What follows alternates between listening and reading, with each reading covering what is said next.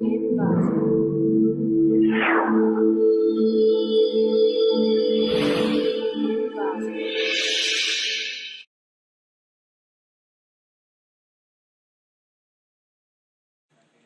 to clickmyproject.com.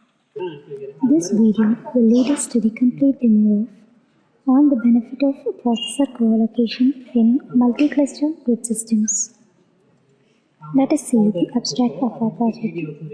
Current high-performance computing environments are becoming more diverse and complex. Users are demanding access to these resources that accelerate their application job runs and allow them to meet their time-critical deadlines. In multi-cluster grid system, parallel applications may benefit from processor co-allocation. We can allocate processors simultaneously in multiple clusters. In this project, we'll show the benefit of processor co-allocation in multiple grid systems. The processor co-allocation includes job submission and job scheduling among the processors in multiple clusters. Let us see the flow of our process.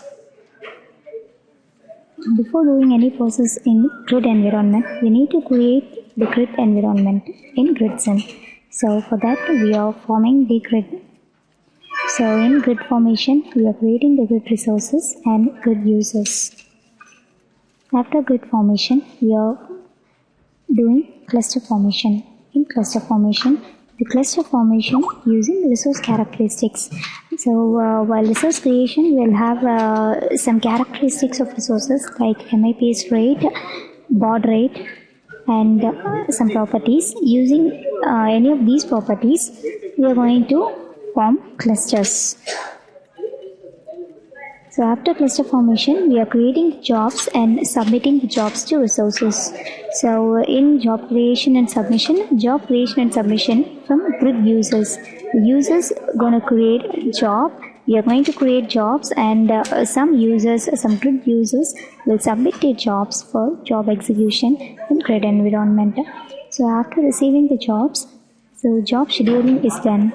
Allocating job components to processors in multiple clusters. We are having many clusters, so in that cluster, we are going to use processor co-allocation. So in multiple clusters, we are having job components, and we are allocating those job components to the processors in multiple clusters. After processor co-allocation, we are going to evaluate the job execution time in the processor co-allocation. Let us see the execution of our process. Now we are going to create grid resources. Here we need to specify number of grid resources. I'm going to type 10, and we need to specify the resource name. I'm specifying it as res. Click on grids. So here 10 resources are created. We are having the resource name, mission ID for each of the resources, a number of Ps for each of the resources, and the MIPS rate for each of the missions and for each of the resources. So here we are allocating 3 missions 0, 1, 2. These are the mission ID, and we are having 3 missions for each of the resources, and the number of Ps for each of the missions are 4, 4, and 2. And the MIPS rate for each of the missions are specified here, and likewise for all the resources we will be having 3 missions and this number of Ps and this MIPS rate. Click on proceed. So here we are going to create the grid users. Click on users. So here we created 50 gridlets, that is called jobs, and creating 3 users. We are having only 3 users, and we are having 50 gridlets, and these are the gridlet ID, and this is the user ID. We are having 0, 1, 2. We are having only 3 users, so their ID is 0, 1, 2, and we are having 50 gridlets, and for each of the gridlets we specify the user ID. The user ID will be repeated for the 50 gridlets, and the gridlet length, the file size, and output size for all the gridlets are specified here. Here we are having 50 gridlets. So click on clusters.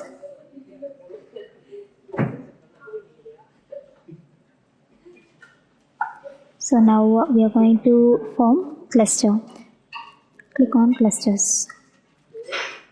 So here we are creating 3 clusters based on a characteristic of the resources. The resource in cluster 1 is 3 resources and their ID is this, and in cluster 2 we are having 2 resources and their ID, and in cluster 3 we are having 5 resources and their IDs. Click on next.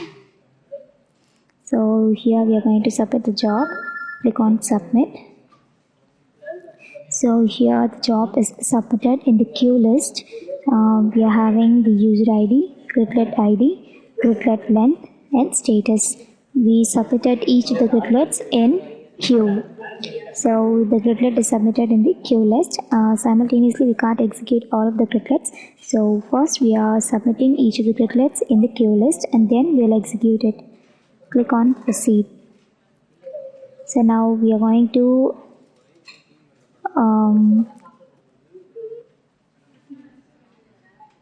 have job components. Click on component.